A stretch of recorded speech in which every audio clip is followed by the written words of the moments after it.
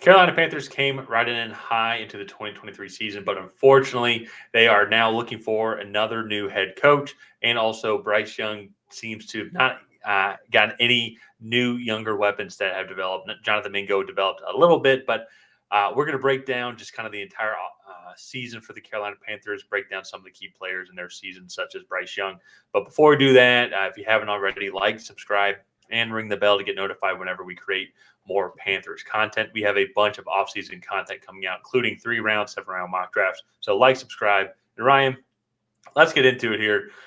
Let's pull up some of the slides that we've worked on, just kind of give a general overview of where they've all ranked. And so the stats that we have here is from Pro Football Reference, and the offensive stats are all team offensive stats here. So Panthers had the worst passing offense in the league. They gave up the fewest passing yards, and on top of that, gave up the second most sacks. And that, to me, I think was just an epitome, or just encapsulates really the main struggles of this team and the overall development of Bryce Young, is because not only did he have no time to throw, but then he had nobody to throw to except for one person, and even then, too, it was very little separation. That one person was a 33, 34-year-old receiver whose best days are clearly behind him. And even in his best days, lacked, I would say, elite explosiveness. So, and that player's Adam Thielen, obviously, if you haven't picked that up by now. But yeah, I mean, I think there were some good things that came out of the season. I think we really saw the progression of Bryce Young kind of throughout the season, and he definitely looked better there later on. But yeah, it's still definitely a lot to be desired. He was one of the most sacked quarterbacks in the league. Well, they gave up the second most sacks in the league, tied for second, and really just kind of struggled to keep the quarterback upright. Bryce Young, I think, did miss a couple games with either a concussion or another injury. And so that's definitely not good. And I think going into the offseason, one of the big things that they're going to have to address is just the fact that they need to be able to keep Bryce Young upright. Given his size, he's not going to be able to take a lot of hits. And that's just going to be something to keep in mind. And then also they need to get another younger, more explosive weapon, somebody that can really create space for them in this offense. Because Jonathan Mingo, he does his best work catching balls over the middle, running after the catch, and doing those sorts of things similar to like a Debo, AJ Brown role. AJ Brown has evolved more in Philadelphia, but definitely catch the ball over the middle, creating after the catch, bouncing off tackles, or things that they want Jonathan Mingo to be doing. But he struggles to do that just because he can't get any space in this offense because, well, frankly, people don't respect their down the field passing game, nor do they really respect this running game all that much. They don't really respect them just at all. So yeah, and I think that's going to be the biggest thing. But then at the same time too, and we'll get into kind of what the offseason holds, such as their cap space, free agents, and some other potential team needs in the next slide. But to your point though, that's going to be something that they're going to have to address. Is they're going to have to get an offensive line to protect Bryce Young, but also then get more speed, more weapons for him to throw to, and they just don't have the draft capital really. Coming into this draft. And so one of the things I think on top of that, talking about the defense here, they did have, I would say, like personnel wise, I would think a solid defense coming into the season. I still think they do, but I think they were on the field so much that, and I think that's kind of why their passing stats and their running stats, like overall team defensive stats and rankings, are inflated a little bit. They were on the field so much and down so often that it's like teams like, okay, we can just run the ball against them, burn out the clock because we know the Panthers can't come down and score against us if we have this 8-10 point lead. But then on top of that, though, too, I think some respect, though, to Panther secondary as well. I think they do have an above-average secondary in the league. And so I think it made teams be like, hey, we do need to game plan it, and we can't just bully these this Panther secondary. So, but I think one thing as well, too, that they only had 27 sacks on the season, which was worse, and their turnover ratio, they only got 11 takeaways on the season as well, which is definitely areas where I think they're going to improve on. But also, too, I kind of think that feeds into maybe my point is that they are like teams were just like, let's just protect the ball.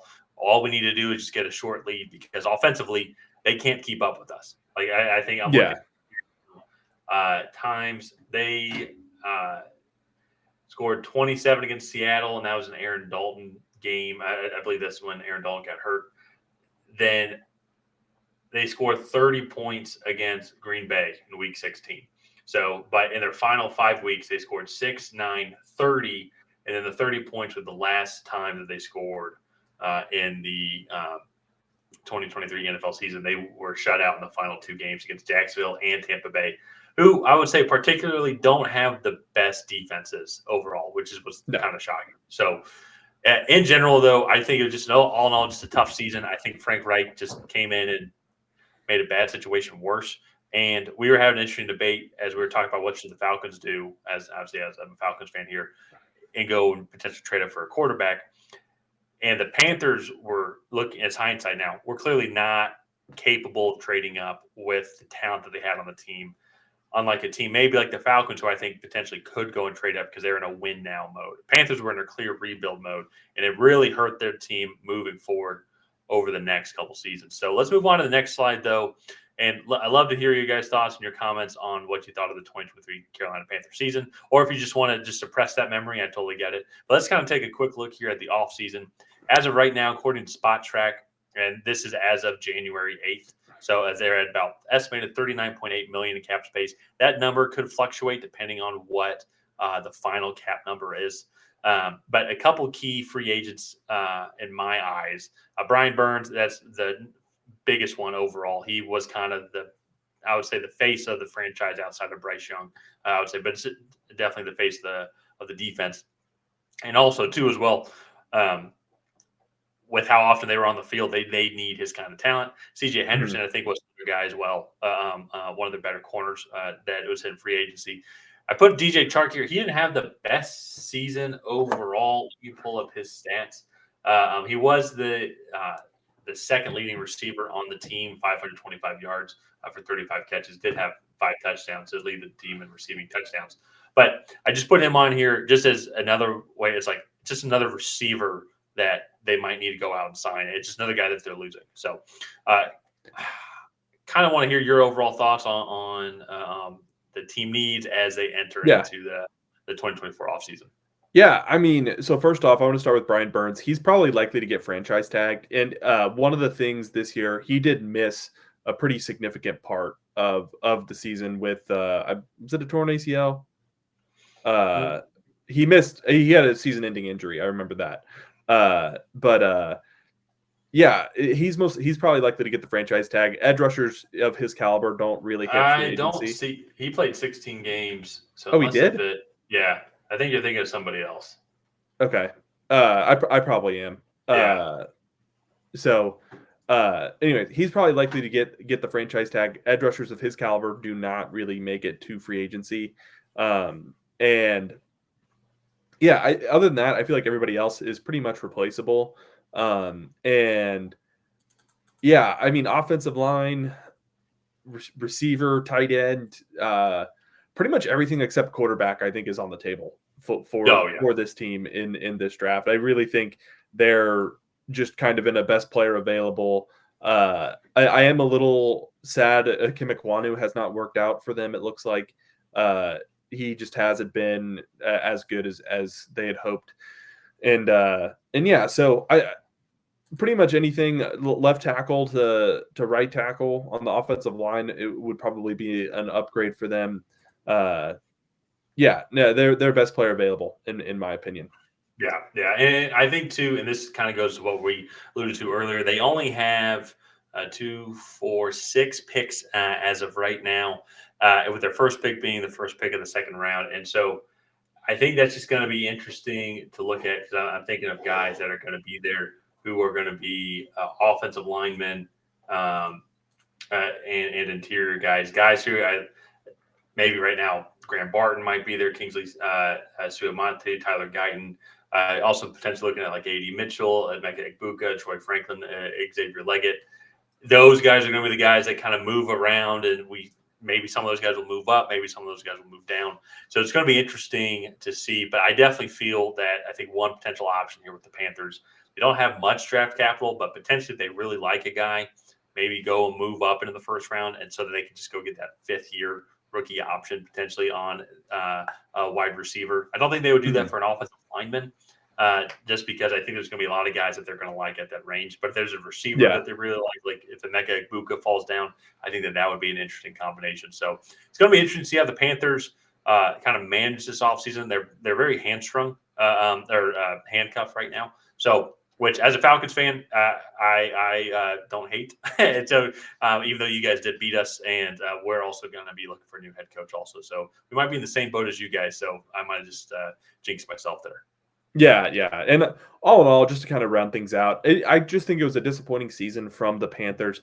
My biggest takeaway is I think the NFL should learn a lesson from the Panthers, and just the fact that you can't just go and trade up and get your franchise guy and not have the pieces around him, right? To really be able to complement him and allow him to thrive in an offense.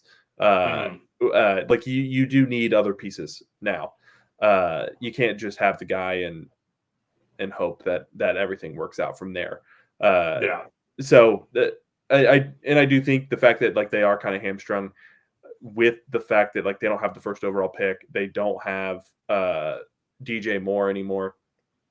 Like they are just in a bad spot. It's going to take, I think, a few years for them to get out of this, and yeah, and then the result on the field on top of all of that is just the fact that they weren't very good this year.